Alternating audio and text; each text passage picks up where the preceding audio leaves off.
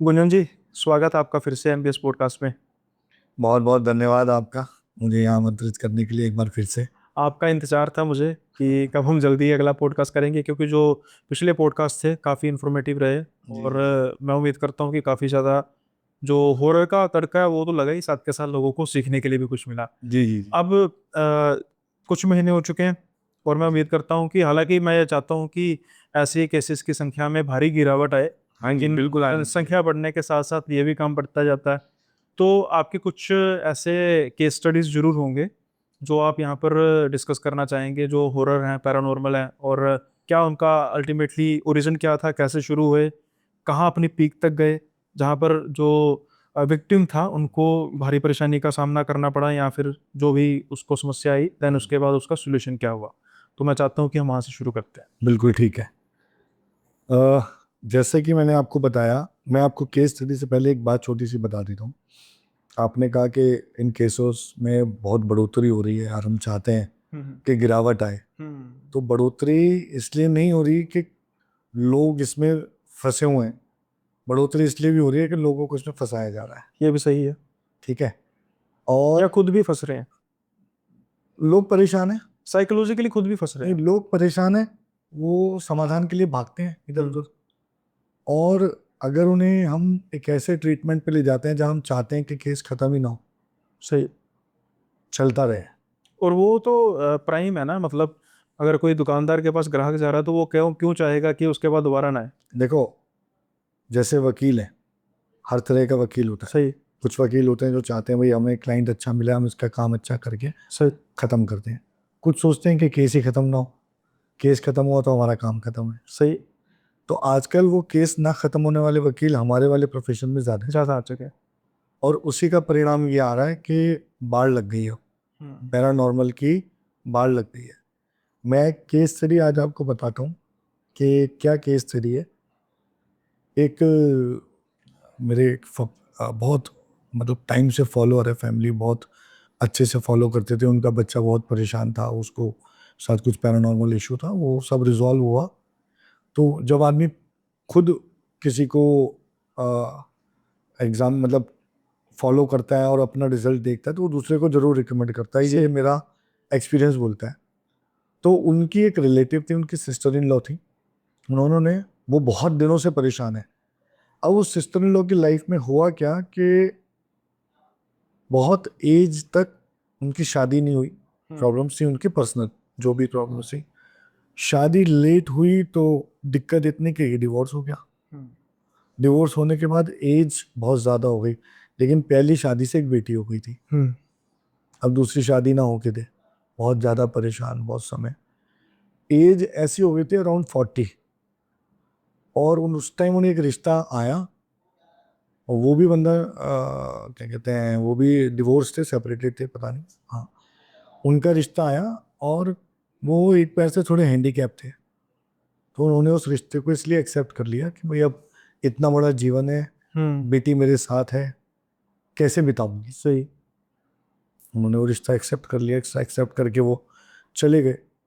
पर हमेशा की तरह मैंने ये नोटिस किया है कि एक रिश्ते से हर आदमी सेटिस्फाई नहीं होता। हम्म। तो उनके जो इन लॉज थी, वो लोग सेटिस्फाई नहीं थे। ओके। वो बिल्कुल भी खुश नहीं थे पहले दिन से। वो कहते हैं ना कि आप किसी से मिलो तो वाइब्रेशंस आपको पता चल जाते हम्म। हैं। तो पहले दिन से वो उनके खिलाफ थे। और उन्होंने बहुत प्रयास किए, लेकिन हस्बैंड वाइफ की ट्यूनिंग ठीक ठाक थी। हस्बैंड इन लॉज अपने पेरेंट्स के कहने में आकर कई बार उनके साथ बुरा व्यवहार करता था। वो अपने घर आ जाती थी। घर आने के बाद उसे महसूस होता था मैंने गलती की, वो माफ़ी मांग कर उन्हें वापस बुला लेता था। तो हस्बैंड वाइफ की मुझे पर्सनली बहुत दिक्कत नहीं है। सबसे अच्छी बात तो उस आदमी की ये थी कि उसने उस बेटी को भी बहुत अच्छे से अपनाया। हम्म। मतलब उसने उसको बिल्कुल अपनी बेटी की तरह अपनाया, प्यार किया, सब कुछ ठीक था। क्योंकि फैमिली संतुष्ट नहीं थी, तो वो बार बार उन पर कुछ ना कुछ टोने टोटके, कभी उनके अंडरगारमेंट्स खो गए हैं, कभी उनके दूसरे कपड़े खो रहे हैं, कभी उनके साथ उनका पर्सनल सामान खो रहा है, हम्म। बिलोंगिंग्स। उनको समझ नहीं आ रहा था ये क्या हो रहा है। और जब सामान लगातार खोया, उसके 2-3 साल शादी को हुए, और 6 महीने पहले, अब से 6 महीने पहले उनके साथ क्या हुआ, उनकी बॉडी के इतने हिस्से ने ना धीरे धीरे काम करना बंद कर दिया। मतलब उनसे उनको परिस्थिति ये आ गई कि 40 साल की उम्र में उनको सहारा लेके चलना पड़ा। डॉक्टर्स के पास जा रहे हैं तो कुछ समझ नहीं आ रहा क्या हो रहा है। सारे मेडिकल टेस्ट नॉर्मल, MRI कराया, कुछ नहीं आया। कोई डॉक्टर कहता था शाइटिका का पेन है, कोई कुछ और बता देता था, कोई कुछ और बताता था, लेकिन रिपोर्ट्स में कुछ नहीं आता था। कोई भी पेन अगर है और अगर वो आपकी बॉडी के किसी पार्ट से ड्राइव्ड है तो टेस्ट में आएगा। सही। ना किसी टेस्ट में आता था, ना कुछ आता था। और वो मतलब इस लेवल पर वो लेडी आ गई थी कि दर्द उससे बर्दाश्त नहीं होता था, चलना उसका बंद हो गया था, वो बिस्तर पे आ गई थी।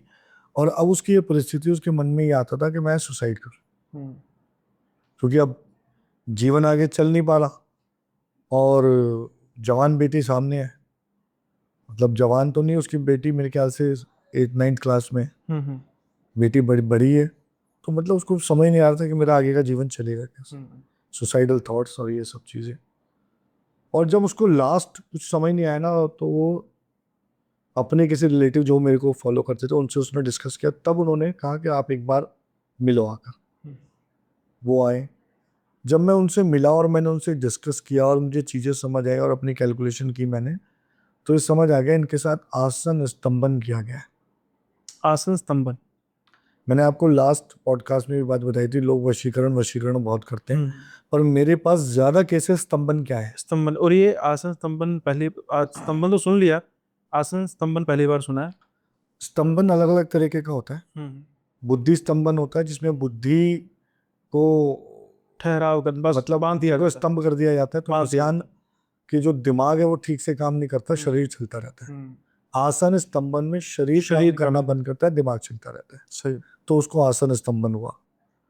और वो आसन स्तंभन था, और ये जानना बहुत जरूरी था कि किसने किया, क्यों किया, से क्या उद्देश्य था। क्योंकि हर इंसान की पहली होती है भाई आप मुझे बताओ।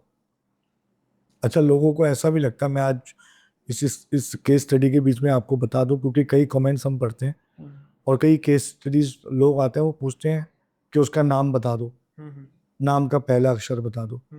लोगों को ऐसा लगता है कि हमारे पास कोई शीशे का ग्लोब है और उसमें सारी पिक्चर चल रही है।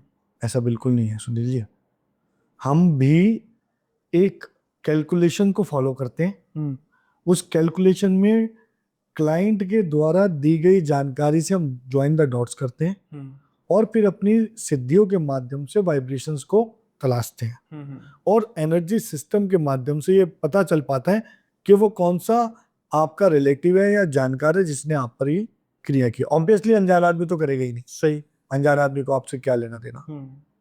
खैर, उन्होंने मुझे 2-3 बार अपने कुछ एक रिश्तेदारों के बारे में बताया ये वो। तो जब मैं डिस्कस कर रहा था और मैं देख रहा था, तो मुझे ये समझ आ रहा था कि ये लोग पॉसिबली इनके पीछे हैं। जब धीरे धीरे डिस्कशन बढ़ा और पता चला कि उनके अंडरगारमेंट्स गायब हुए हैं, और फिर वो अंडरगारमेंट्स उनकी इन लॉज की अलमारियों से मिल गए। ओके, तो ये क्लियर हो गया कि करने वाला कौन है। ठीक है, अब ये मैंने उनको बता दिया। मैंने उनको एक चीज़ और कही कि करने वाले को आप सामने से जाकर भी बोलोगे तो कौन मानेगा? कोई नहीं मानेगा। और कानूनन इसका कोई वेरिफिकेशन नहीं है और कोई इसका रेट। सही है। ना मैं आपको ये सजेस्ट करूंगा कि आप उसके पीछे पड़ो। हाँ, आप स्वयं को बचाओ, आपका ही नुकसान है। अपने को प्रोटेक्ट करो और आगे से उनसे सतर्क करो। सही।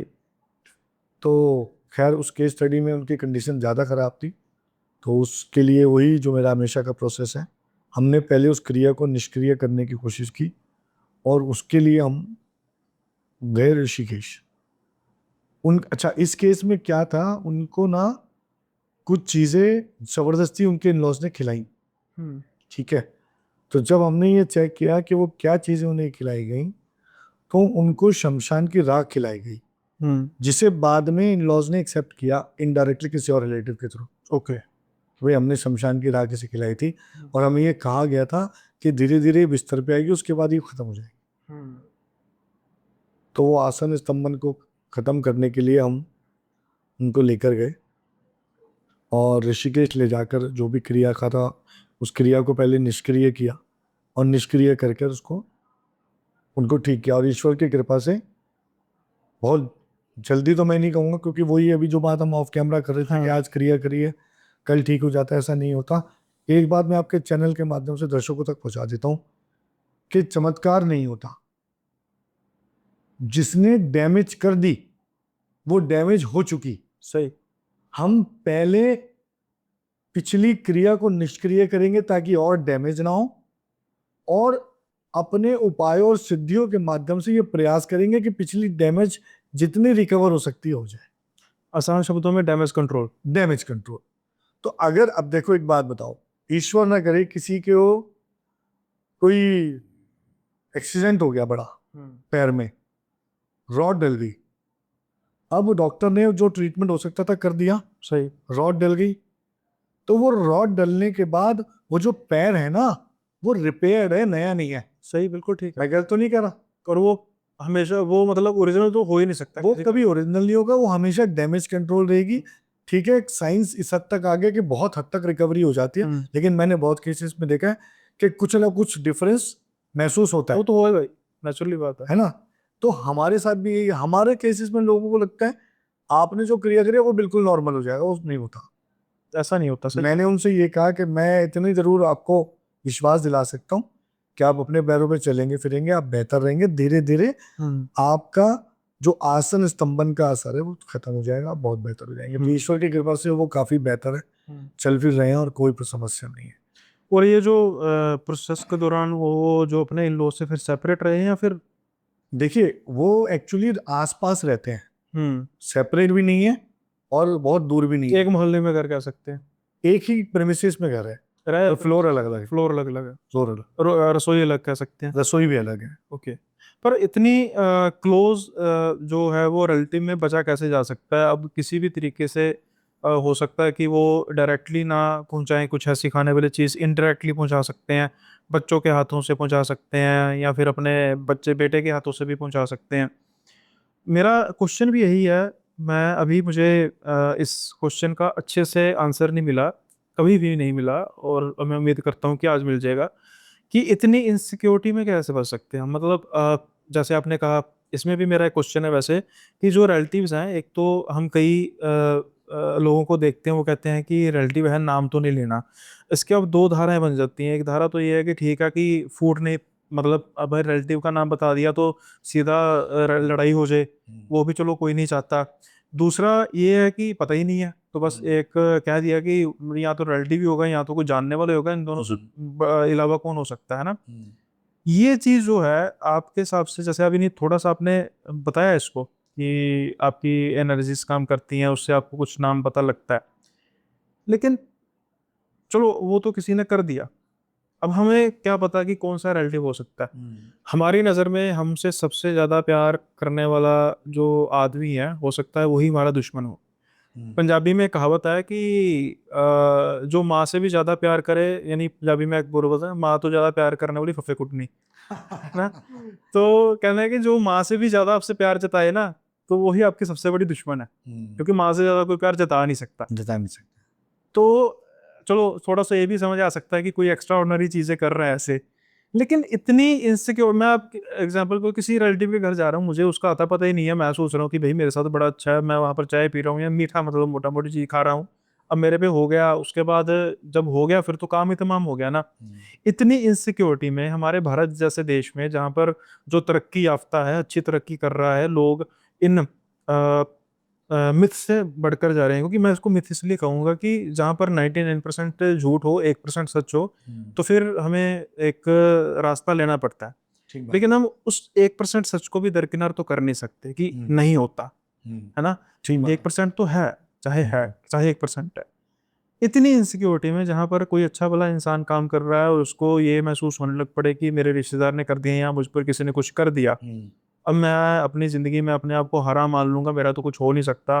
फिर वो फ्रस्ट्रेशन ऐसे तांत्रिकों के पास लेकर जाती है जो उस बच्चे की, बंदे की बची खुची शक्ति को भी खत्म कर देते हैं, चाहे वो फाइनेंशियली हो चाहे वो शारीरिक हो। बिल्कुल ठीक बात है। यहाँ तक बात जाने से पहले फिर वही बात, इतनी इनसिक्योरिटी में कैसे बचा जा सकता है, हम कैसे ऐसे मापदंड ले सकते हैं जिससे ये हमें हम मतलब बच जाएं कि हाँ भाई हमें ये काम नहीं करेंगे तो चाहे कोई भी रिश्तेदार आ जाए, कोई भी जानने वाला आ जाए, हमें कोई डर नहीं है।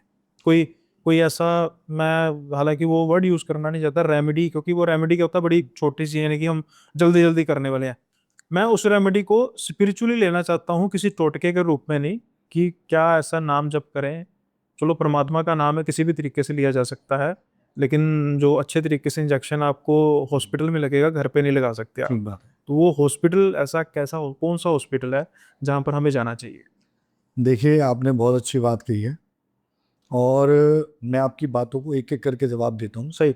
और पहले आपकी कहावत से शुरू करते हैं। आपने जो कहावत बताई कि माँ से ज़्यादा कोई प्यार जताए, तो आपके शब्दों में आपके सवाल का जवाब है, माँ प्यार जताती नहीं है, करती है। करती है। और कोई प्यार जता रहा है जता रहा है। तो सतर्क हो जाओ। सही है। ठीक है, ये तो हो गई, ठीक है। तो ये बात यहाँ से आ गई। दूसरी बात है कि इतनी इनसिक्योरिटीज़ में, इतनी टेंशन्स में, कि ऐसा क्या किया जाए कि हम पर कोई इम्पैक्ट ना पड़े। हम्म। पहली बात तो ये है कि मैं अभी आपको ऑफ कैमरा एक बात कह रहा था कि हम सच बोलते हैं और लोग सुनना नहीं चाहते। सही है। ये सबसे बड़ी बात है। कहते हैं हम सच सुनना चाहते हैं पर एक्सेप्ट नहीं करते। सच ये है कि आपको कोल्ड हो गया, बहुत ज़बरदस्त वाला, आप डॉक्टर के पास गए, डॉक्टर ने आपको क्या करना है, क्योर करना है। कैसे करेगा? मेडिसिन देगा या फिर जो भी अकॉर्डिंगली उसकी नॉलेज के हिसाब से जो भी उसको समझ आएगा। और अगर कोई महामारी होगी तो क्या करेगा? फिर एक उसका एक स्पेशल ट्रीटमेंट होगा। स्पेशल ट्रीटमेंट करेगा या कोई वैक्सीन दे देगा। सही। लेकिन क्या कभी लिख के देता है कि इस वैक्सीन के बाद दोबारा आपको महामारी नहीं होगी? रिटर्न तो कुछ नहीं होता। क्यों नहीं देता? उसका रीजन ये है कि जो भी वो यूज कर रहा है, जो भी मेडिसिन यूज कर रहा है, इट्स बेसिस ऑन रिसर्च। उसमें एक पर्टिकुलरली एक नंबर्स होते हैं कि इतने लोगों पर की गया, इतना उसका सक्सेस परसेंटेज है, और जो आपकी दशा दिशा है उस हिसाब से यहाँ पर सक्सेस मिलने की 99.9% तक की संभावना है, 0.1% छोड़ दिया जाता है।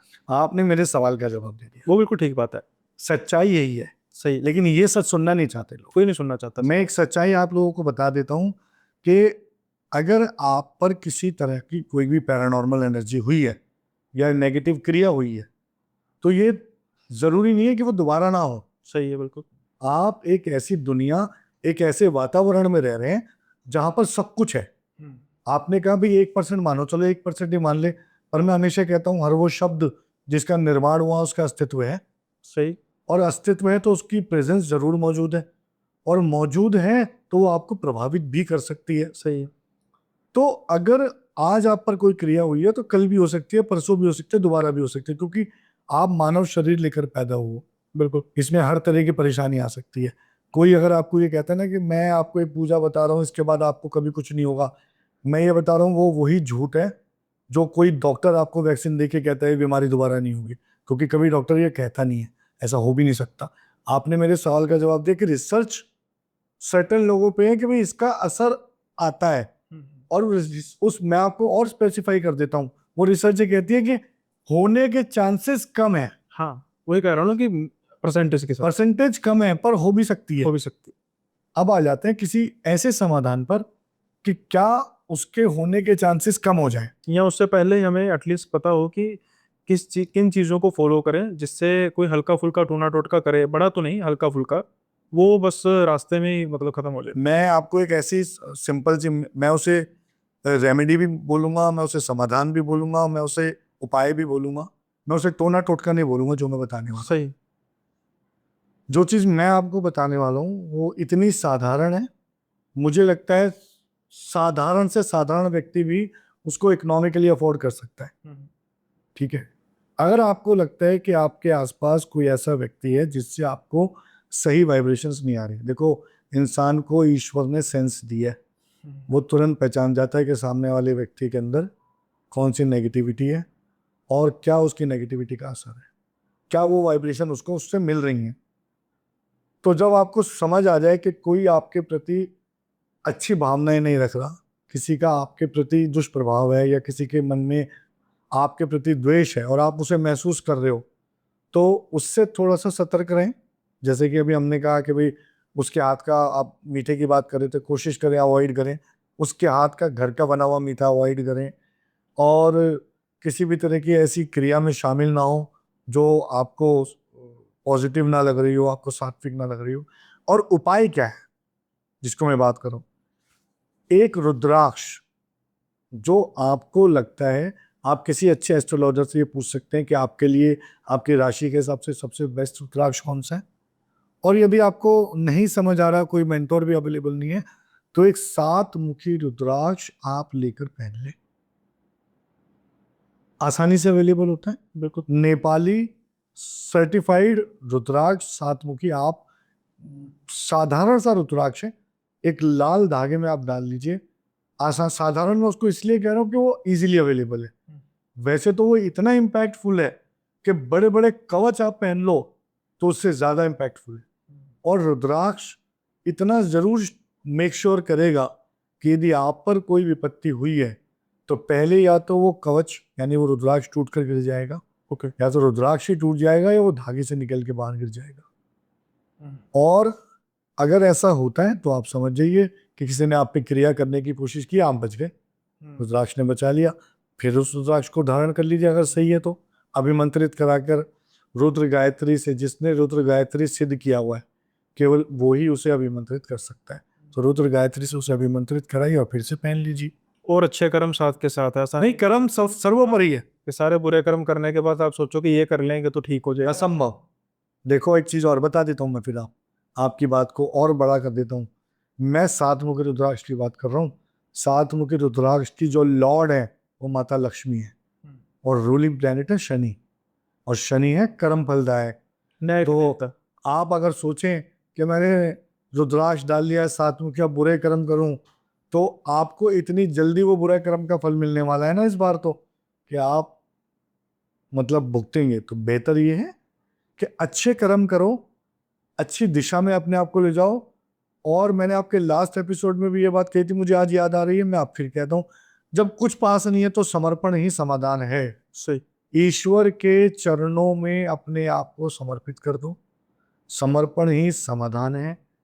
ईश्वर से बढ़कर कोई शक्ति नहीं है, परमात्मा से बढ़कर कुछ नहीं है। आप जिस भी देवता को, इष्ट को मानते हैं अपने, चाहे वो कोई भी हो, आप उनके चरणों में अपने आप को विलीन कर दो, उनका नाम जपो, उनको याद करो, उनके मंत्र का जाप करो, उनकी आरती का, उनका चालीसा, जो आपके लिए संभव है। पूर्ण विश्वास के साथ मैं यकीन दिलाता हूँ, ये छोटा सा उपाय भी अपने आप में कई सुरक्षा कवचों से बढ़कर है। बिल्कुल सही बात है गुंजन जी। अब हम इससे पहले कि कुछ मेरे क्वेश्चंस हैं उन पर डिस्कस करें, तो हम केस नंबर 2 की बात करते हैं जी। ताकि थोड़ा सा जो हमारे व्यू पैरानॉर्मल को सुनने आते हैं उनका इंटरेस्ट भी बना रहे, और उसके बाद हम थोड़ा सा उसके सोल्यूशन की भी बात करेंगे। तो फिर गुंजन जी, जो दूसरा बता रहे थे आप केस स्टडी की, कैमरे पे बात करेंगे, तो उसके बारे में आप थोड़ा सा डिस्कस कीजिए। दूसरी केस से आज इत्तेफाक की बात है मेरे पास आपके लिए, दोनों केसेस स्तंभन से जुड़े हुए हैं, और दूसरा केस है बुद्धि स्तंभन का। बुद्धि स्तंभ। पर इस केस में एक बड़ी इंटरेस्टिंग बात है। एक व्यक्ति, जो एक लड़का, जवान लड़का, जो अच्छी खासी मतलब उसकी हेल्थ है, टचवुड, पैरामिलिट्री फोर्स से में उसने एक टाइम पे ज्वाइन किया और 3-4 साल सर्व किया, और 4-5 साल सर्व किया। तो सन 2012 या 13 में उसकी कुछ तबीयत खराब हुई, बहुत ज़्यादा तबीयत खराब इतनी हुई कि उसका 1 महीने में 91 kg से वो 60-65 kg पे आ गया। अब समझ आ नहीं रहा था, डॉक्टर्स को भी दिखाया, ऐसे कई केसेस हैं मेरे पास जिनमें ये चीज़ होती है। तो उसके साथ जो क्रिया की गई वो थी सूखे मशान की। ओके। अब सूखा मशान उसके साथ था, और उस समय उसका ट्रीटमेंट कुछ इस तरीके से किया। मैं आज आपको एक ऐसी बात बता रहा हूँ जो शायद मैंने किसी चैनल पे कभी रिवील नहीं की कि ऐसा भी होता है। सूखा मशान था, उस व्यक्ति ने, जो साधक आया, उसके पास ये समाधान था नहीं। अब मेरी जो आदत है ना कि मैं हर बार ऋषिकेश क्यों जाता हूँ, आज आपको इस केस में समझ आएगी। उसके लिए ये संभव नहीं था कि वो उस एंटिटी को डील कर पाता। भाई डील कैसे करेगा? या तो उसको उठाकर अपने पास रखे, सही, या उसको उठाकर कहीं और स्थान दे, और कहीं और स्थान ना दे तो दूर ले जाकर कहीं उसको मुक्ति दिलाए।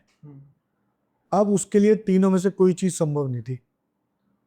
उसने उसको उस लड़के के साथ जोड़ दिया, हम्म। मतलब अटैच हो गया, उसके साथ अटैच कर दिया सोल होती है हमारी वैसे। और उसे एक समाधान के रूप में दिखा दिया। ओके। अब इस केस में क्या हुआ कि वो लड़का फिजिकली तो नॉर्मल फिट हो गया, हम्म। लेकिन उसकी लाइफ में कुछ अजीबोगरीब घटना शुरू हो गया। उसको बार बार एक साया अपने आसपास दिखाई दे, उसे बार बार शमशान की स्मेल आती थी, उसे बार बार अपने शरीर में से स्मेल आनी शुरू हो गई, उसका नहाने को मन करना बंद कर दिया, उसके शरीर में एक अजीब सा आलस आना शुरू कर दिया। उसने अच्छी खासी पैरामिलिट्री फोर्स की जॉब छोड़ दी, हम्म। जॉब तलाश करी, सेटिंग प्रोफाइल, कई साल बीत गए, कई साल। अच्छा, जिन्होंने ये क्रिया की थी वो उनके खास रिलेटिव थे और कोई पारिवारिक दुश्मनी थी ना, वो वाला सीन था। तो अब उसमें लंबा समय बीतता गया और इस लड़के के ना जीवन में ये चीज जुड़ गई। अब उसको समझ नहीं आता था कि मैं किसी को ये बताऊं कैसे कि वो जो एंटिटी है वो तो मेरे साथ है हर समय। सोते हुए उसको उठा देती थी, जागते हुए उसको दिखाई देती थी, उसके काम पर उसको परेशान कर रही है, कभी उसको कुछ, मतलब उसको समझ आना मुश्किल हो गया। लेकिन जैसे कहते हैं ना कि fear of being getting judged, उसने किसी को नहीं बताया घर में। वो परेशान होता रहा, होता रहा, होता रहा, होता रहा। अभी 6 महीने पहले ठीक उन्हीं लोगों ने उस पर दूसरी क्रिया की, वो थी बुद्धि स्तंभन। 6 नहीं, 8-9 महीने पे, साल भर पहले की बात है। 8-9 महीने, 10-10 महीने शायद के बुद्धि स्तंभन किया। अच्छा, मैं आज एक चीज और बता देता हूँ आपको। कई बार लोगों को लगता है कि आज आपने किसी पे क्रिया करी और कल उस पर असर आ गया, ऐसा भी नहीं होता। सही। समय लगता है, हर क्रिया को पकने में समय लगता है, धीरे धीरे इवेंचुअली असर आता है और हमें समझ नहीं आता। उस लड़के के साथ ये होने लगा, इतना मतलब मेडिकली फिट, यंग, बिल्कुल। आप फिजिकली देखोगे तो जैसे बॉडी बिल्डर, ऐसी बॉडी उसकी, बहुत हैंडसम बच्चा है। अच्छी 6-6.25 फुट की उसकी हाइट है, 6 फुट से ऊपर का हाइट है वो। उसको ना उसका दिमाग ने काम करना बंद कर दिया। जैसे वो, उसने मुझे जब चीजें बताई सुनील जी, तो मैं हैरान रह गया। वो कहता है कि भैया मुझे ऐसा लगता है कि जब मुझे बोलना कुछ है और मैं बोलता कुछ हूँ, मुझे करना कुछ है, मैं करता कुछ हूँ। वाइफ ने कहा ये गिलास उठा के यहाँ रख दो, मुझे समझ आएगा कि गिलास उठा के रखना, शीशे का गिलास। कह रहा मैं उठाऊंगा और उसे छोड़ दूंगा नीचे, गिलास टूट जाता है। कह रहे इस पे झगड़ा हो जाता है। कह रहे 1-2 बार मैंने वाइफ को इनडायरेक्टली कहा यार मैंने जान के नहीं किया, तो उसको उससे लड़ाई हो गई। कह रहा मैंने बताना बंद कर दिया। पर ये पिछले 6-8 महीनों से उसके साथ हो रहा था कि वो सोच कुछ रहा है और कर कुछ रहा है, कंट्रोल हो गया। वो कह रहा है मेरा दिमाग को मैं मतलब जज नहीं कर पा रहा, वो मेरे एक्शंस मेरे दिमाग के हिसाब से नहीं चल रहे अब। कह रहा मैं ऑफिस में जाता हूँ, अचानक से खड़ा हो जाता हूँ, फिर मुझे याद आता है मैं खड़ा क्यों हूँ, मुझे तो बैठना, मैं बैठ जाता हूँ। कोई भी काम कर रहा हूँ तो करना मुझे कुछ है और मैं कर कुछ और रहा हूँ। किसी की लड़ाई हो रही है, मैं दूर खड़ा देख रहा हूँ, मुझे अंदर से ऐसा आया तू भी चल, और मैं लड़ पड़ा, सारा केस मेरे ऊपर आ गया। फिर मैं बाहर आके सोच रहा हूँ मेरे इनसे क्या लेना देना था। मतलब उसकी बुद्धि पर उस क्रिया का इतना असर पड़ा कि वो धीरे धीरे वो अपना वॉलेंट्री कंट्रोल अपने दिमाग पे खोता जा रहा था। और उसकी कंडीशन अब इतनी ज्यादा खराब हो गई थी कि उसने ना गिव अप करना शुरू कर दिया था। कह रहा उसने मुझे कहा कि भैया मैंने बहुत ट्राई किया, इनको लगता है मैं भूल रहा हूँ। कह रहा मैं भूल नहीं रहा था, पर अगर मुझसे कहा गया तुम्हें ये काम करना, मैं बाहर जाकर वो, मतलब मेरे को दिमाग से होता था मुझे कुछ और करना है, मैं कुछ और करता था। कह रहा मुझे समझ ही नहीं आ रहा मेरे साथ ये क्या हो रहा है। अब मैंने उसकी जब सारी चीजें देखी और उसको अच्छे से परखा तो मैंने कहा मुझे समझ आ गई बुद्धि स्तंभन है। तो मैंने उससे और कुछ चीजें पूछी। मैंने कहा भाई कुछ ऐसी चीज तुम्हारे साथ हुई हो, दोस्तों के साथ बैठ के तुमने ड्रिंक करी हो या उसने कहा नहीं ऐसा भी कुछ नहीं है। पर काफी चीजें जो उसने मुझे बताई वो मतलब मुझे हैरान कर दिया कि जैसे रात को अचानक से 12 बजे उठ गया, 2 बजे उठ गया, कह रहा मेरा मन कर रहा है मैं खूब सारा खाना खा। कह रहा खाना लेने गया, खाना रखा और नहीं खाया और बैठ गया। कह रहे नींद आती है, लेटने जाता हूँ, फिर उठ जाता हूँ, लगता है बैठ के ही सोना है। मतलब दिमाग उसका पूरी तरह से उसके कंट्रोल से बाहर होता जा रहा था। ऑफिस में उससे ना चाहते हुए भी गलतियां हो रही थी। घर में वाइफ के साथ झगड़े इतने बढ़ गए, कह रहा मैं इनको समझा ही नहीं पा रहा मेरे साथ क्या हो रहा है। और कह रहा बता रहा हूँ तो इनको समझ नहीं आ रहा कि एक्चुअली वी एक्सेप्ट, क्योंकि ये बात सच है। जब इंसान ऐसी बातें किसी को बताएगा कि उसने गिलास उठाया और उसका मन कर रहा है उसे फेंक दे, तो कौन एक्सेप्ट करेगा? सही है। और मेडिकल रिपोर्ट तो नॉर्मल है, वो कहेंगे भाई अपना इलाज कराओ दिमाग का। दिमाग का इलाज करा हूँ, दिमाग भी ठीक है। तो समझ उसको नहीं आ रहा, उसके बच्चे हैं छोटे छोटे। कह रहा अब वो एक्चुअली बहुत ज़्यादा परेशान हो गया। तब मैंने समझा, अब मैंने उससे कहा यार बुद्धि स्तंभन है दोस्त, प्रोसेस हुई है, क्रिया निष्क्रिय करेंगे और ऋषिकेश जाना पड़ेगा। उसने कहा ठीक है भैया, मैं आपको लेके चलता हूँ।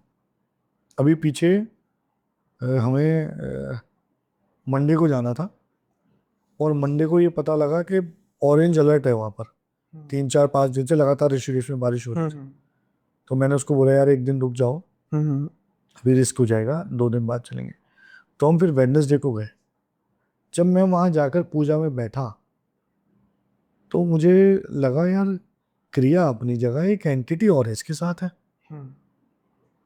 मैंने रोक के मैंने उससे पूछा, मैंने कहा भाई कुछ और भी है आपके साथ? बोला नहीं। मैंने कहा जरा बताओ सच, एक एंटिटी मुझे आपके साथ दिखाई दे रही है। उसने फिर मुझे सारी चीज़ डिस्क्लोज की कि इतने सालों से ये मेरे साथ है, मुझे अब ऐसा लगता है कि ये मेरे साथ ही रहेगा। मैंने किसी को नहीं बताया, मेरे को साई की तरह दिखाई देता है, मेरे को ऐसी शमशान की स्मेल आती है, मुझे ऐसा सब फील होता है। वो सब बातें उसने बताया, वो रोने लगा लिटरली। तो इतनी कंडीशन उसकी ख़राब हो चुकी थी। उसने मुझे बताया, मैंने उसको बोला कि ठीक है रिलैक्स, हम यहाँ आए हैं तो पूरे इंतजाम से आए हैं। मैं उस एंटिटी को भी यहाँ हटाऊँगा और उस क्रिया को भी आज निष्क्रिय करेंगे। लिटरली जिस घाट पे हम जाते हैं, पानी चढ़ा होने के, जिस उन्होंने घाट बंद कर रखा था, तो हम थोड़ा सा फांद के, वो बांस लगा रखे तो उनको फांद के उस पार गए नीचे घाट पर। कोई भी नहीं था, सुनसान था। तसल्ली से हमने पूजा करी और फिर स्नान करके हम वापस आए, बड़ी मुश्किल में उसको निष्क्रिय किया, रोक रहा। वो मतलब इतना हो गया, लेकिन उसके बाद उसका एक ही सवाल था कि भैया बस मुझे बता दो किसने किया, किसने किया, किसने। पूरे रास्ते उसका सवाल ये था। मैंने कहा दोस्त, हो सकता है मैं बता दूं, हो सकता है मैं 90% सही हूँ, लेकिन अगर 10% गलत हुआ, व्हाट इफ? सही सही, वो बिल्कुल सही बात है। अपने परिवार के दुश्मन बन जाओगे। हाँ, वो इंसान आपकी जिंदगी में हमेशा खटकने लगेगा, चाहे वो कुछ न कुछ क्या भी ना हो। चाहे ना किया हो। हाँ और मैंने कहा ये संभव है। बिल्कुल। मैंने, कोई भी इंसान भगवान नहीं है, उसकी कैलकुलेशन में 19-20 फर्क हो सकता है। आपका ट्रीटमेंट हो गया, आप फिट हो गए, मैंने आपको समाधान दे दिया। मैंने उसको साथ में रुद्राक्ष भी पहनाया हाथों हाथ। मैंने कहा आप इसे पहन लो, आपको कोई टेंशन नहीं है। और बस सतर्क रहो, यही कुछ आपको मैंने रिस्ट्रिक्शंस बता दिए। किसी भी रिश्तेदार से अगर आपको लगता है कि आपको नेगेटिविटी फील होती है, आप उससे ये सब चीज़ें थोड़ी दूर करो, अपने आप को बचाओ और बस सतर्क रहो, पर ये नाम के चक्कर में मत पड़ो। अब इसमें गुंजन जी, जैसे अभी बात चल ही रही थी कि आप ऋषिकेश लेकर गए। अब जब हम ऐसे कार्यों के लिए जाते हैं तो कभी आपको रुकावटें वगैरह बीच में आती है रास्ते बहुत में? हुई है, बहुत हुई है, जैसे कि बड़ी खतरनाक रुकावटें हुई हैं। एक बार का इंसिडेंट मैं आपको बता रहा हूँ कि मैंने, जो खास कोरोना था ना, तो उसमें पहले लॉकडाउन के खत्म होते ही रिस्ट्रिक्शंस फिर भी थी, दूसरा लॉकडाउन तुरंत लग गया था, अगर आपको याद हो तो। कुछ दिनों के बाद। हाँ मतलब तुरंत ही लग गया था। और उसमें ये थी कि केवल उन लोगों को थी जो स्पेशल, जैसे जो फोर्सेस से जुड़े हुए हैं, मेडिकल से जुड़े हुए हैं, उन लोगों या को। फिर अगर कोई गाड़ी पे जा रहा है, 1 2 से ज्यादा लोग जा नहीं सकते? नहीं नहीं, वो उस टाइम भी नहीं, मैं उससे पहले ही बता रहा हूँ कि बिल्कुल रिस्ट्रिक्शंस थी। और हरिद्वार से पहले जो बॉर्डर आता है ना, उस बॉर्डर पे रोककर अंदर भेज दिया जाता था, जाओ पहले टेस्ट कराओ, टेस्ट पॉजिटिव होगा, अगर टेस्ट पॉजिटिव आया तो आपको यहीं क्वारंटाइन कर देंगे, नेगेटिव आया तो केवल आगे जाने की परमिशन 2 लोगों को है, वो भी जो फूल वगैरह किसी की लेके जा रहे हैं, और किसी को इजाजत नहीं। अब हमारे पास एक आया था, एक इमरजेंसी केस, और केस ये था कि एक व्यक्ति के साथ 3 3 एंटिटीज थी और तीनों खतरनाक। अब उन एंटिटीज को उठाना और ले जाना, उस टाइम हमने चूज किया कि रात में जाएंगे ताकि किसी तरह निकल जाए। हालांकि हमें रोका गया बॉर्डर पे, और हम पीछे लक्सर से एक रास्ता जाता है अंदर, वो बहुत जंगल वाला रास्ता है, बहुत खतरनाक है, बहुत रिस्क लिया हमने। और वहाँ पर हम जैसे तैसे करके उससे वापस मेन हाईवे पे जुड़ जाता है। जब वो मेन हाईवे पे जुड़ा तो मैं आपको बताऊं, गाड़ी 80 खासी 90 के आसपास की स्पीड में थी और गाड़ी पे एक बड़ी तेज टक्कर हुई। ओके। हमने देखा साइड में तो समझ नहीं आया क्या था। किसी ने कहा गाय ने टक्कर मारी, नील गाय है क्या। पीछे मुड़ के देखा, ना गाय थी, ना राइट देखा गाय थी, ना कुछ। गाड़ी रोक के देखा, कहीं कुछ नहीं था। अगर इतनी तेज टक्कर आएगी, गाड़ी इको स्पोर्ट थी फोर्ड की, टक्कर के बावजूद भी वो गाड़ी अपनी जगह रुकी रही। और हमने एक जगह अपने आप को रोका, हम बहुत बुरी तरह मतलब घबरा गए थे। पर मुझे ये समझ आ गया था कि एंटिटीज का प्रभाव था कि उन्होंने उस गाड़ी को इस लेवल तक झकझोर दिया कि गड़बड़ हुई है। मैंने उनको बोला कि अब आप इसको, कुछ ना कुछ तो टकराया है गाड़ी से और बहुत तेज टकराया। दिखा नहीं दिखा उस पर मत जाओ, हम जिन एंटिटीज को लेके चल रहे हैं हमें जाना पड़ेगा। हम ऋषिकेश गए और ऋषिकेश में जब गए तो पूरा ऋषिकेश खाली था, सुनसान था। और हम गए, फटाफट से हमने अपनी क्रिया की एंटिटीज को हटाया। और वहाँ से जब वापस हम आए, और उस टाइम हमने एक चीज़ की, मैंने कहा ड्राइवर साइड टक्कर लगी, हम ये गेट खोलेंगे ही नहीं अब, इधर के दोनों इधर से उतरेंगे, इधर से ही जाएंगे। सुनील जी, आप बिलीव करो, दिल्ली वापस आने के बाद वो गाड़ी वर्कशॉप में गई है, गेट खोला है, वो गाड़ी का पूरा पिलर झुक गया नीचे। तो तब आपको महसूस नहीं हुआ? मतलब हमें ये तो पता लग गया था गड़बड़ हो चुकी है, हाँ। लेकिन गेट खुलते जो पिलर होता है ना दोनों हाँ, पीछे के गेट में, वो पिलर नीचे गिर गया था। यानी कहीं ना कहीं वो होल्ड करके रखा हुआ था, जैसे ही अब काम बस खत्म हो गया वैसे ही। खत्म। तो होता है, अक्सर असर पड़ता है। और एंटिटीज कई बार रास्ते में इतनी हैवीनेस कर देती हैं कि गाड़ी जिसमें हम जा रहे हैं ना, वो इतनी हैवी लगती है कि जैसे उसमें बैठे हुए 3 लोग हैं पर वजन उसमें 10 लोगों का है। उसका प्रेशर इतना हो जाता है। बट लेकिन अब जैसे जैसे देखो, इतने साल हमें हो गए, अब हम थोड़ा सा और सतर्क हो गए। हर एक्सपीरियंस एक नई सीख देता है। तो मैं क्या करता हूँ उस कोशिश में कि अपनी किसी एंटिटी को जिसको हमने सिद्ध किया वो उसका सहारा लेते हैं और उसको ये जिम्मेदारी दी जाती है कि आप इसे कंट्रोल करके लेके चलो। ओके। उसके लिए हमें थोड़ा एक्स्ट्रा एफर्ट लगाना पड़ता है, जिस एंटिटी को हम यूज़ कर रहे हैं उसको भी भोग के रूप में कुछ देना पड़ता है, बट हम सेफ हो जाते हैं। फिर भी यही होता है। जैसा कि आपका कहना है कि जो ये कोई क्रिया करता है उसका असर भी एकदम से नहीं होता, और जैसा कि हम ऑफ कैमरा बात कर रहे थे कि ऐसा नहीं है कि भाई हमने कुछ कर दिया तो उसका भी असर ही एकदम से हो जाए, खत्म भी हो जाएगा। उसको खत्म और उसके प्रभाव को खत्म होने में भी समय लगता है। हाँ बिल्कुल ठीक बात है। अभी जैसे हमने इस जो आपका इंसिडेंट जिसमें एंटिटीज हावी हो चुकी थी, या इसके पीछे का इंसिडेंट, मैंने एक चीज़ नोट की कि आपने कहा कि हमने उस एंटिटी को हटा दिया। तो अगर तो उस एंटिटी को आपने हटा दिया तो वो जो प्रभाव था वो भी उसी समय निष्क्रिय हो जाना चाहिए। देखो प्रभाव क्या है, अभी हमने थोड़ी देर पहले एक बात की, डैमेज कंट्रोल। अगर किसी ने आपकी बॉडी में डैमेज कर दी है, जैसे बुद्धि स्तंभन हो गया और बुद्धि पे प्रभाव पड़ गया, तो जो उसकी मेमोरी का लॉस है या जो उसके साथ प्रॉब्लम हो चुकी है, वो फिजिकल लॉस भी है एक तरीके का। जी अंदर से फिजिकल लॉस है। बिल्कुल ठीक है। अब उसकी रिकवरी कितनी स्पीड में होगी, ये इंसान के अपनी सत्कर्म, स्टेट ऑफ माइंड और पॉजिटिव एटीट्यूड पे और बिलीफ सिस्टम पे, कितनी तेजी से वो रिकवरी करेगा और किस हद तक रिकवर हो पाएगा। और जो आप एंटिटीज की बात कर रहे हैं, अब जब एंटिटीज छूट ही गई फिर तो वो प्रभाव उसी समय निष्क्रिय हो जाना चाहिए। नहीं, प्रभाव देखो अभी वही वाली बात है। सपोज आप क्रिकेट खेल रहे हो, आपके आकर बॉल लगी सर में बहुत तेज, यहाँ से खून आ गया, बॉल तो चली गई ना। सही। खून को ठीक होने में, चोट को ठीक होने में वक्त लगेगा ना। बिल्कुल सही। तो सिमिलरली अगर एक एंटिटी ने आपकी बॉडी में हिट करके आपको एक लॉस दे दिया और हमने एंटिटी हटा दी, भाई एंटिटी साथ में जुड़ी हुई है तो लगातार लॉस दे रही है, अंदर से शरीर खा रही है, हमने हटा दिया, अब जो खा चुकी उसको रिकवर होने में तो समय लगेगा ना। बिल्कुल सही है। मैं आपको देखो, प्रॉब्लम वही आगे जो हम ऑफ कैमरा बात कर रहे थे। आपने सवाल जरूर पूछा, लेकिन मैं आपकी मंशा समझ रहा हूँ कि दर्शकों तक ये बात पहुंचे। वही चमत्कार नहीं होते हैं। बिल्कुल सही है। आप इंसान को इंसान रहने दो, उसे भगवान मत बनाओ। भाई अगर यहाँ पर आप कुछ ऐसा सोच रहे हैं ना कि हम कहने के मैं ये कर दूंगा वो कर दूंगा, ऐसा कुछ नहीं है। बीइंग अ जेन्युइन होस्ट, मेरा जो कर्तव्य है वो है कि आपसे डिफिकल्ट से डिफिकल्ट क्वेश्चन पूछना, बिल्कुल सही बात, चाहे मुझे उसका आंसर पता भी हो। बिल्कुल सही क्योंकि बात। आपका जो पर्सपेक्टिव है, और अगर आपको पसंद नहीं भी आता तो मैं बड़ी गुस्ताखी से कहता हूँ, मुझे फ़र्क नहीं पड़ता, क्योंकि जिन लोगों को सच में कोई प्रॉब्लम है और वो उसका सोल्यूशन चाहते हैं, तो एकदम से सोल्यूशन कभी नहीं मिल सकता।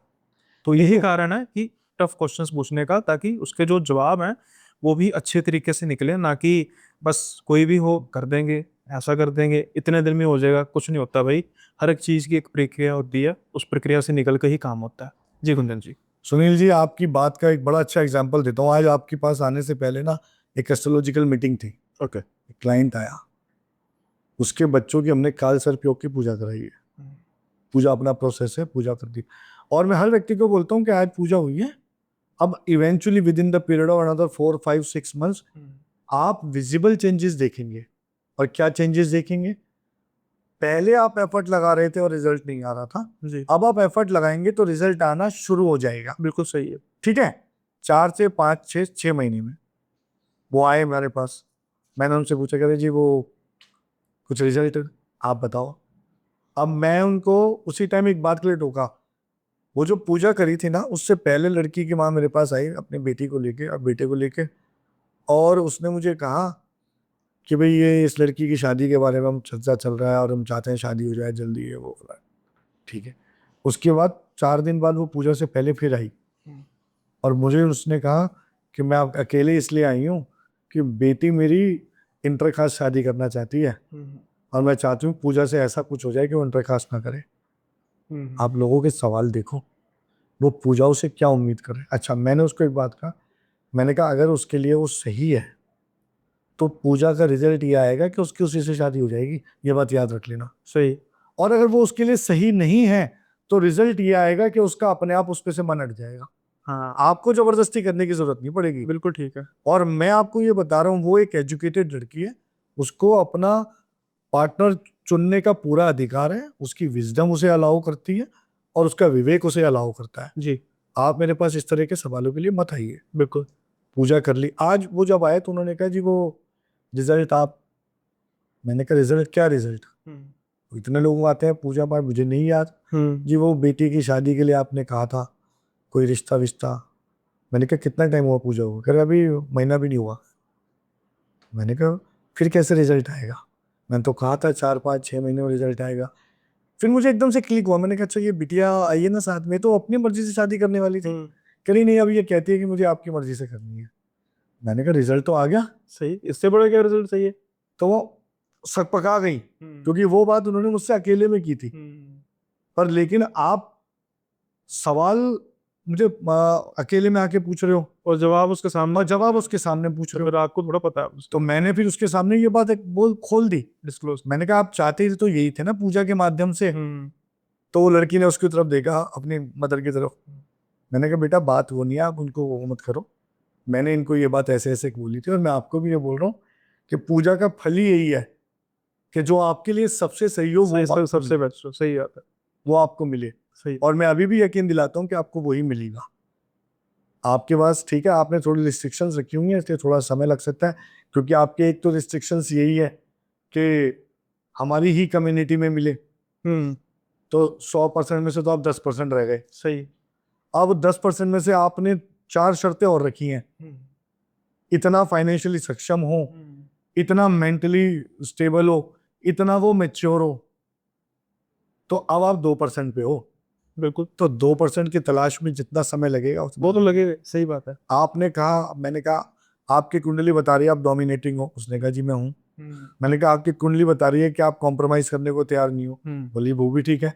मैंने तो फिर आप ऐसा व्यक्ति ढूंढो ना जो आपके कहने पे चल सके, हाँ, जिसके साथ आपकी वेवलेंथ में मैच हो। नौकर से शादी कर।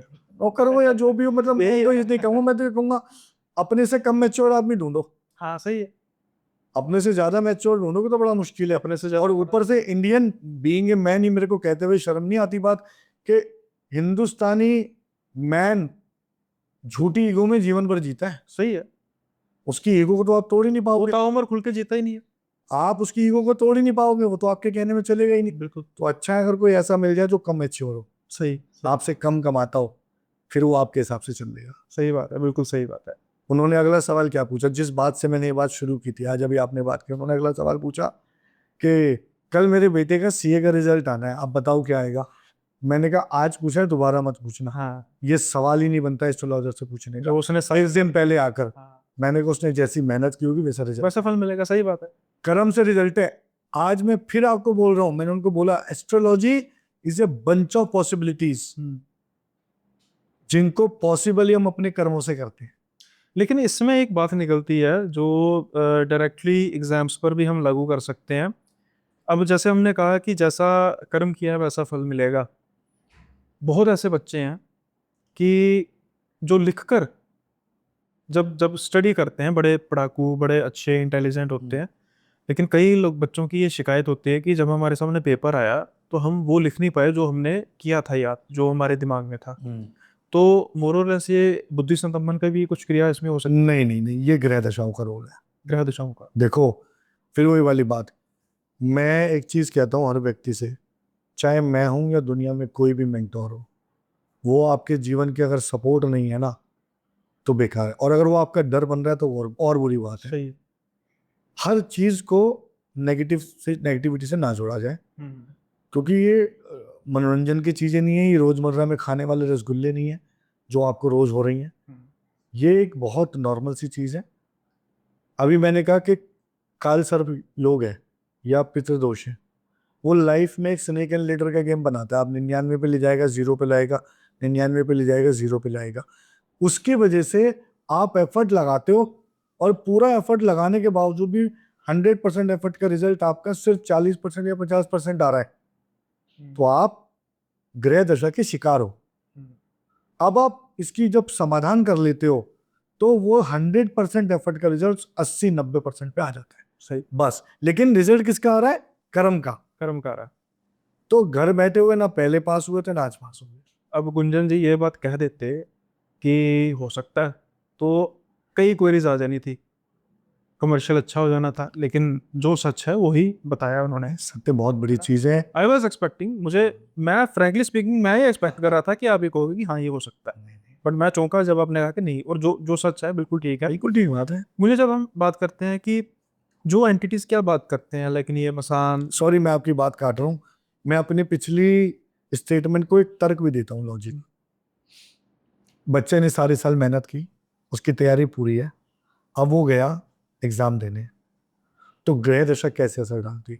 सपोज शनि या राहु का प्रभाव है, तो जब हम पर ज्यादा प्रेशर पड़ता है तब हमारा एंजाइटी लेवल हाई हो जाता है जी और एंजाइटी हमारे स्टेट ऑफ माइंड को कंफ्यूज कर देती है। बिल्कुल ठीक है। This is exactly happened with the children. तो ऐसे समय के लिए भी वो सातमुखी रुद्राक्ष उस बच्चे के काम आ सकता है। ओके। अगर कोई ग्रह दशा आपके लिए चल रही है और आपका बच्चा मेहनत के बावजूद भी रिजल्ट नहीं ला पा रहा और आपको पता है अभी आप कोई और उपाय करने में सक्षम नहीं है, तो एग्जाम में कम से कम उसे सातमुखी रुद्राक्ष बनाए, क्योंकि शनि और राहु हमारे दिमाग को इस तरह कंट्रोल करते हैं कि वो एंजाइटी को इतना हाई कर देते हैं।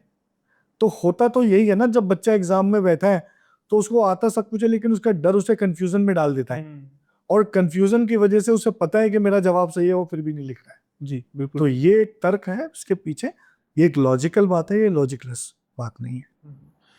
तो एंट्रीज की बात हो रही थी गुंजन जी, उसमें क्या है, जैसे मसान हो गया या डाकनी वगैरह होगी, तो जब आप ये इनको हटाने की क्रिया करते हैं तो आपको नजर आती है?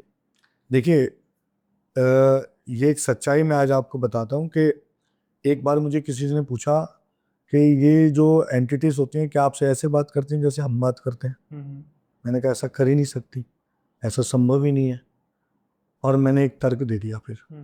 अब इस तर्क से किसी को क्या फर्क पड़ता है, मुझे भी नहीं इससे कोई फर्क पड़ता, क्योंकि मैं सच बोलता हूँ। सच ये है, सपोज एक स्पिरिट है, एक आत्मा है जिसका जन्म साउथ इंडिया में हुआ और वहीं वो एक्सपायर हो गई, वो उससे बाहर कभी निकली नहीं। सही।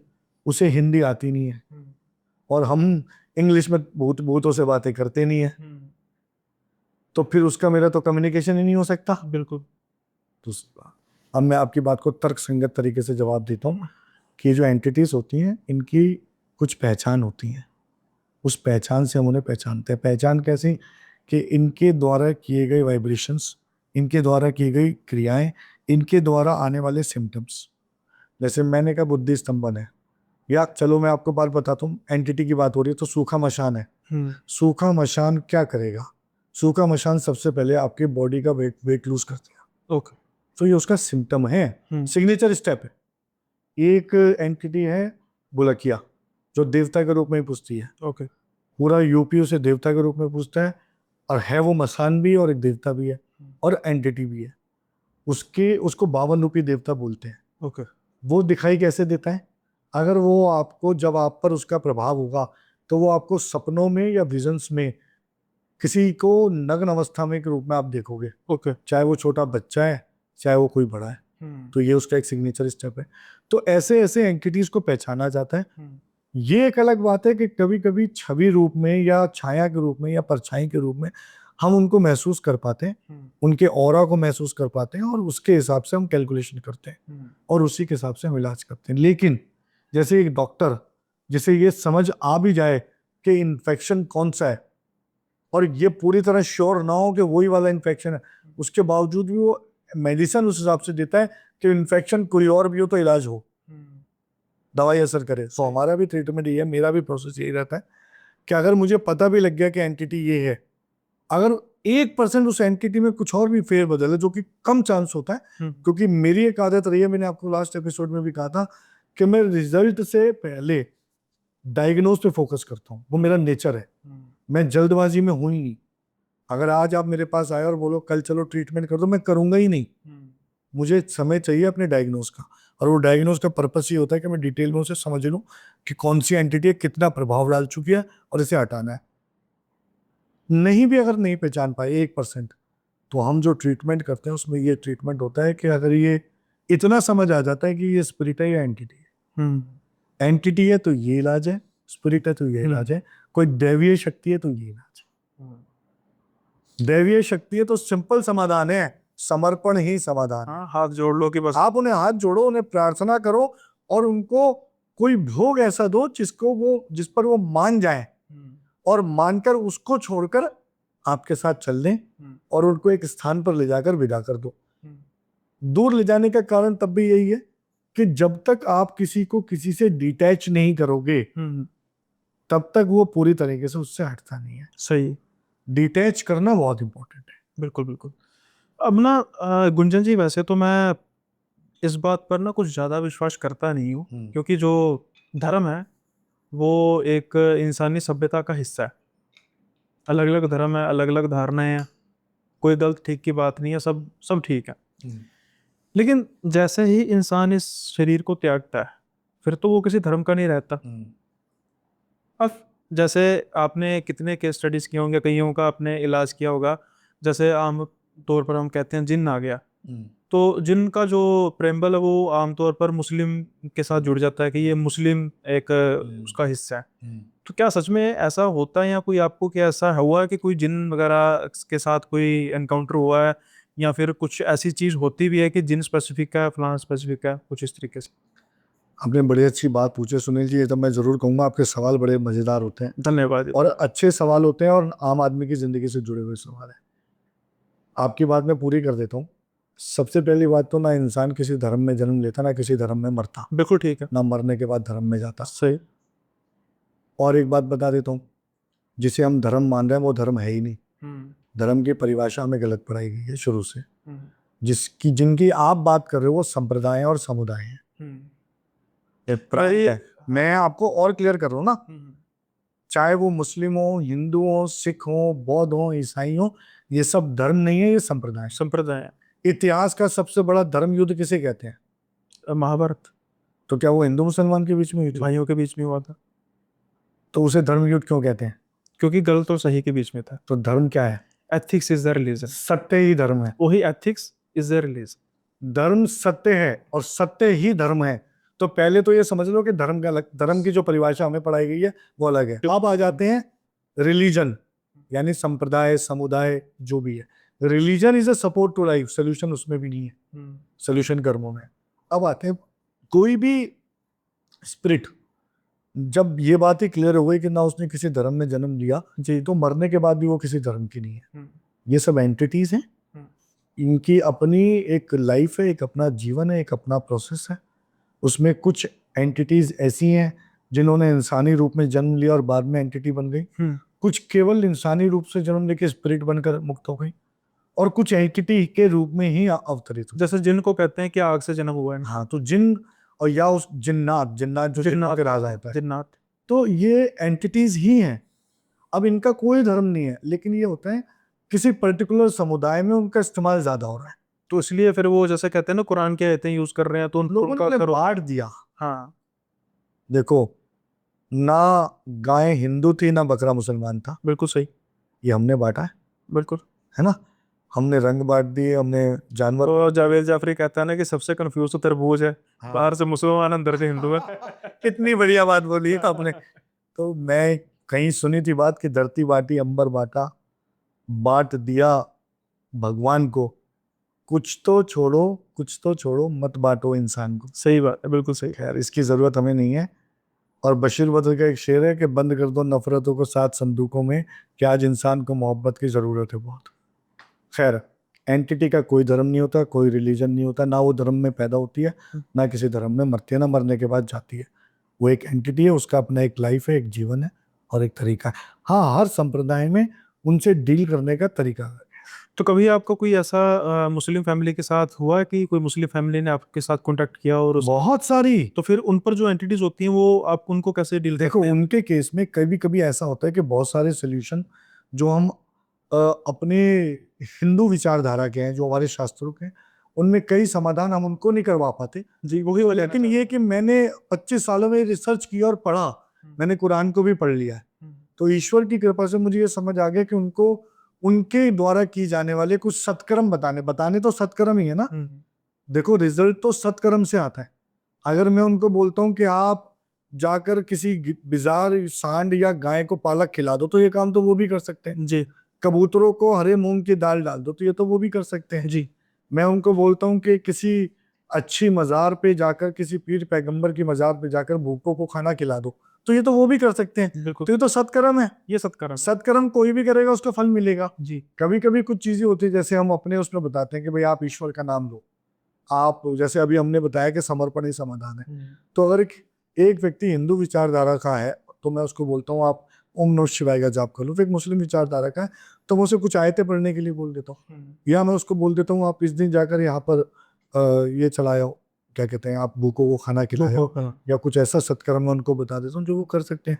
जैसे अगर कोई स्पेशली क्रिश्चियन कम्युनिटी के, हालांकि आजकल क्रिश्चियन कम्युनिटी के, मुस्लिम कम्युनिटी के कई ऐसे लोग हैं जिनके लिए मैंने काल सर्प की पूजा कराई, उन्होंने बैठ के करी।